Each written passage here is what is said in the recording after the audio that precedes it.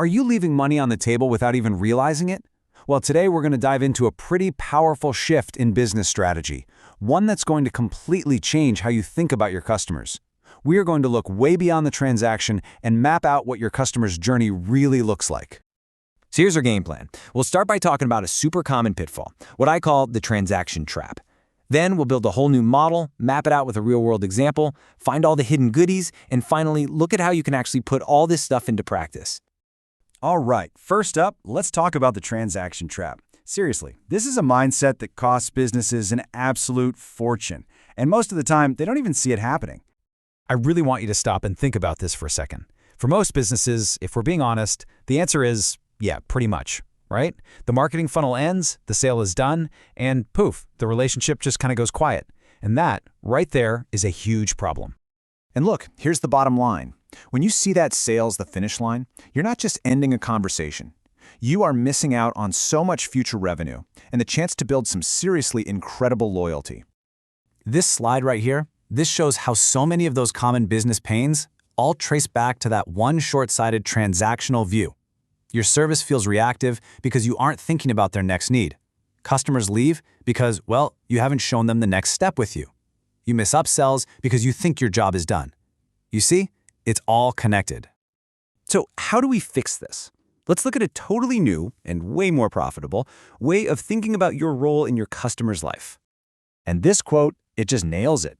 Your business isn't the destination. Your product, your service, that's not the end goal. It's just one really important step on a much, much longer path your customer's walking. So, what does this whole stepping stone model actually mean? Well, it means we stop putting our offer at the very end of the journey and we stick it right smack in the middle. And that simple little shift, it forces us to ask two crucial questions. What happened before they needed us, and what are they going to need next? Okay, I know this might sound a little bit abstract, so let's make it crystal clear. We're going to use a simple, everyday example. Okay, so your offer is simple. A big box of light bulbs. The old transactional view ends right there. But the stepping stone model asks, what is the real journey this new home buyer is on? What are all the other headaches they're dealing with? And here it is, the full journey. Your offer, buying light bulbs, is just one little piece of the puzzle at step 4. But look at everything else. Before that, they had the stress of a home inspection, the complexity of closing, the absolute chaos of moving. And after you, they still have to buy furniture and set up all their utilities. All of a sudden, you see their entire world, not just the tiny little slice where they happen to interact with you.